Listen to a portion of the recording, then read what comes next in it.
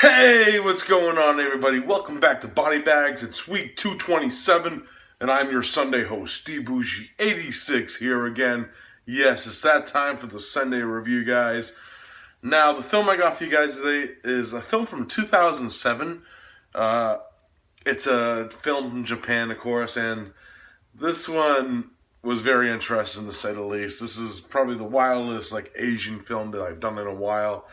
And it's very interesting. Now, this one goes by a fucking amazing title. That's the most amazing title of any Asian film so far that I reviewed. And this is titled Negative Happy Chainsaw Edge. Yes, that is the title of this film. And look at that fucking amazing cover art. When I saw this and knew that this thing was an actual film, I had to check it out and review it for you guys. Pretty much the main gist of the story of this one, without going too crazy into it, because I don't want to really give too much away on this one, because it does give a lot of spoilers of what's really going on within the film. But we're introduced to our main character, Yusiki, whose best friend Nato has just passed away, and he's kind of like a bumbling idiot character as we meet him in the film.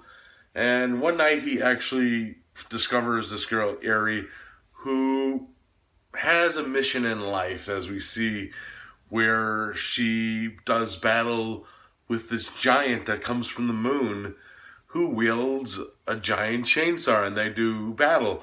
And Yuri has these special abilities where once this starts happening, we find out after a certain event in her life that she's been able to get these abilities. And what ends up happening is Yusaki, whatever his name is, I know I probably butchered it, actually ends up helping Eri in these battles she does with this giant chainsaw wielding being.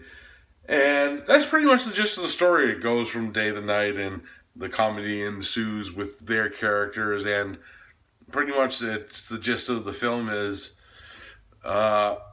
it's based off emotions, pretty much, hence the title of the film, without giving too much away on it, because I don't want to really spoil the gist of what this giant chainsaw wielding maniac's motivation is.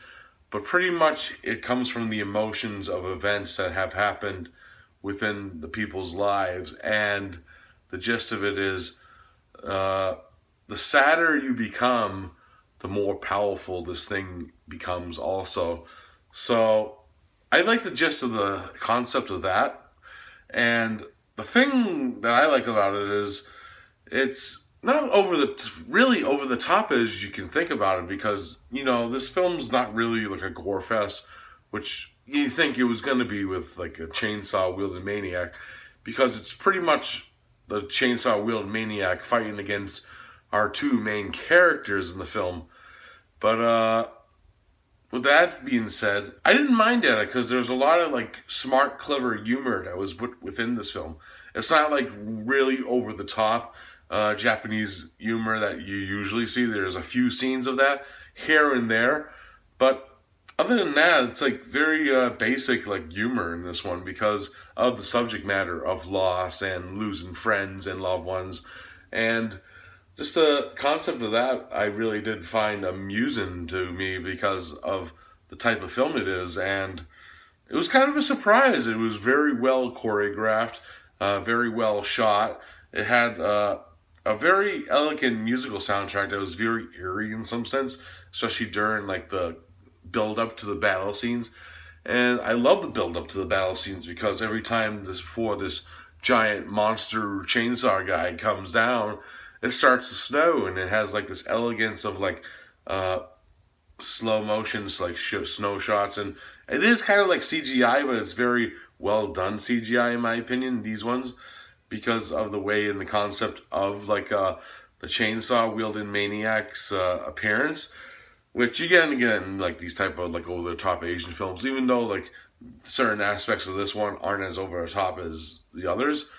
But yeah, it's a interesting watch, I had to say.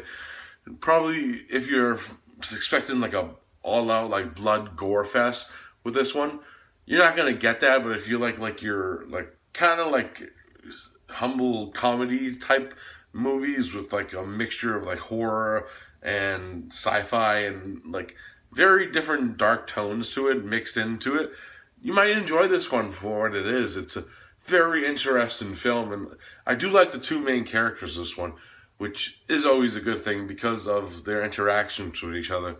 If the relationship didn't work the way that it did, I think this film would have been a total fail for me personally, but I did enjoy their chemistry and relationship as the film progressed, and it made sense, you know what I mean?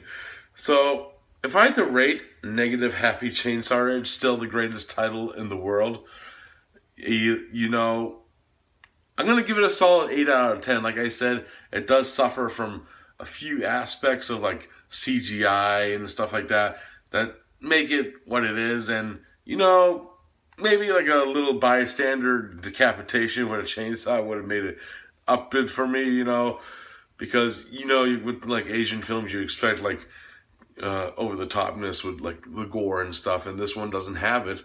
But other than that, it's still a very fun, entertaining film. So yeah, 8 out of 10 for Negative Happy Chainsaw Edge. So yeah, check it out. All right, guys, that's it for this Sunday review. I hope you enjoyed it. I'll be back next week with another one. And as always, I'll see you then. Peace out.